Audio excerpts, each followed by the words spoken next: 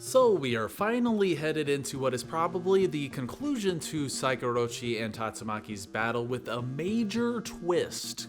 Literally. But before we get into the chapter, let's take a moment to appreciate this amazing artwork of King, Genos, Blizzard, Saitama, and Tatsumaki all heading off on a road trip to what is probably a beach or maybe a river. But it's always great seeing these characters or any powerful characters in manga or anime just doing normal things. It's really fun. But heading into the chapter as we left off, Demon Cyborg has entered the fray against Psykos, but even going full power, it turns out it's only distracting her part way as she unleashes a devastatingly massive special beam cannon right at Tatsumaki. But not to worry, we keep up the hype train with Genos holding off Psykos as he jumps from where he was all the way to where Tatsumaki is, jumps right in front of her, and unleashes his own devastatingly massive special beam cannon called the True Spiral Incineration Cannon. And guys, if you thought he was powerful in the last chapter, this is insane. What I assume is Psykos at full power trying to destroy Tatsumaki. He jumps in and just holds it off in a full-on beam struggle. And as she says, you know, as if you can even win. And she's probably right. Like, there's not much, like, he can't hold this off for very long.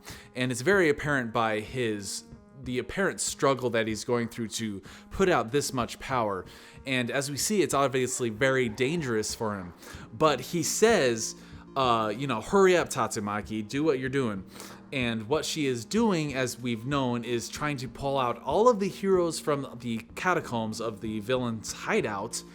And it turns out that she has been concentrating on all of that during all of the last chapter too, hurling gigantic boulders at Psykos and pulling all these guys out and coming up with tactics to get into Psykos's freaking like nervous system and into her boobs and getting all these heroes out to safety. So every single chapter between Psykos and Tatsumaki's battle just keeps up the hype train for Tatsumaki and just one-ups it every single time. And what happens at the end of this chapter is just the pinnacle of hype for her.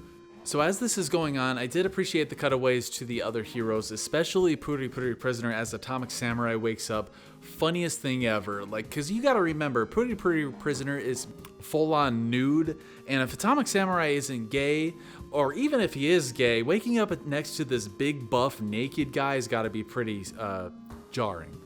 So, while reading this, like me, if you believed that Genos was not going to win this beam struggle, you would be sorely mistaken, as he essentially stalemates Psykos's beam, which is insane power from Genos, which I would say would definitely put him in the top 10 S-class. What do you guys think about that?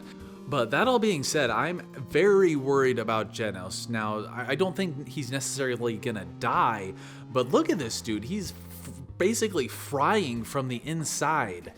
That has got to be some massive internal damage. And not to mention, this leaves them open for another attack from Psykos that is just as powerful, possibly even more powerful. But now that the heroes are out of the catacombs, Tatsumaki does not have to hold back anymore. Thus, we get this glorious image of Tatsumaki basically holding an unconscious Genos, which you look at the hole in his chest, it's all like melted. So I'm very worried about this guy. I'm sure he'll recover just fine, but how long is the question. But speaking of this image, the first time I saw it, I actually thought it felt like it had a very Western-ish style, and it might be the size of Genos's body compared to Tatsumaki's, or maybe just the style of Genos's like armor. Can't quite put my finger on it, but what do you guys think about that? Let me know in the comments. So this is when the hype train for Genos essentially ends and Tatsumaki's continues. So she's basically, okay, you know what? They're free. They can get out of here. Finally, I don't have to deal with them anymore. Which, come to think of it, is kind of similar to a few chapters ago when she ripped out the monster hideout when she pinpointed all of the heroes in the base to put the shields around them and then ripped out the base. This time, she's making sure that they're all safe before she unleashes hell.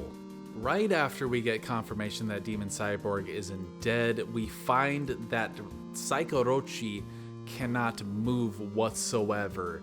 And what better image to exemplify Tatsumaki's hell unleashing than this image right here, which actually reminded me of Mob Psycho 100 with the style there. But this should be a lesson to all of us: do not threaten her little sister, which we actually get a little bit of touch up on, which is nice because she basically feels Tatsumaki's increase in power. And we get a breakdown panel by panel of a buildup of what Tatsumaki's gonna do. So we're left in anticipation here, but not only that, it keeps us hanging for an entire page on the edge of our seat, cutting away to the hero headquarters, showing that City Z, or a big portion of it, is actually looking distorted. So not only is this cutaway helping to drag out the suspense and make it grow and keep us at the edge of our seat, but it also helps to hype up what Tatsumaki's about to do, because it shows the effects and everybody is noticing. So it is not a contained incident. And she finally basically lets loose the technique in this very kind of sadistic facial expression, because she is just done with this Psykos bitch, you know? So the entire area essentially spirals into a twist. So remember when Tatsumaki twisted Psykos at the surface level and we thought she was done, but it turns out she just regenerated, ate a bunch of monsters, she's good to go.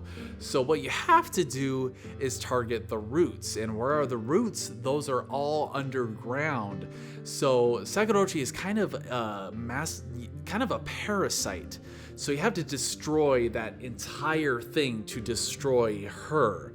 So insane amount of power here. I don't know if it's tops, slicing off a piece of the earth per se, but destroying or twisting the shit out of something powerful enough to slice off the earth, I think that definitely trumps it. And this probably is not the pinnacle of Tornado's power. What do you guys think? Psykos's losing a lot of blood here, guys. Like, if she's not done from this, I don't know what can possibly kill her other than a punch from Saitama, you know? So sometimes I think Tatsumaki's a little bit insane because she's reveling in the pain that she's causing. And she's like, I'm gonna wring out all of your blood like a freaking wet rag. But since we're not focusing entirely on that, we're focusing on the other heroes and their reactions to what's going on, and we cut to actually Child Emperor, who is trying to get a hold of Zombie Man, and all he finds is his communicator, because if we remember, Tatsumaki was using the communicators to pinpoint their locations to put the shields around them and get them out of there. But Zombie Man was saying that he should have kept it in his head to be safe, but he lost it in his battle with freaking homeless Hobo Man. I forgot his name. I think it's Hobo Man or Homeless Emperor or something like that. But super powerful guy. So Pig God actually saves Child Emperor from some falling rocks, which I thought was a really great scene. And then we get to Saitama, who's going to get Flashy Flash out of the rocks finally. But it's interesting thinking about this, because if we had this many pages focusing on the heroes earlier, the chapter would have felt a little bit disjointed, but since we only had a little bit of reference to them, reminding us that they are there, that sets the precedent to be able to focus on them this much after the Giant's kind of climactic move that Tatsumaki does. So that's very smart storytelling, I guess you could say. But goddamn, Psykos is not looking good. She's looking like a freaking 80s horror monster, you know what I'm saying? So really great imagery, freaking twisted all to shit, blood squirting everywhere, really sadistic stuff. Tatsumaki, I hope she doesn't completely go crazy, because she is going to be a force to be reckoned with if actual heroes have to fight her. But she seems to revel in the pain of her enemies. That is for sure. But a really awesome imagery of her just twisting the shit out of this monster. And that's the end of it. We don't actually see Psykos actually dying. She pretty much is, so who knows? Maybe there's some sort of trump card that she's got, like maybe she threw some freaking Orochi cells like a mile away to regenerate from, or something stupid like that. Because Saitama still needs to punch her, even though he did already punch Orochi. So I don't know. I thought this was a great hype chapter, really well paced. I enjoyed the cutaways to the other heroes. And yeah, the art, fantastic, especially with all the shots of Tatsumaki. Just amazing stuff, I gotta say. So what do you guys think about the chapter? Thanks a lot for watching. Drop your thought waves down in the comments below. Take it easy.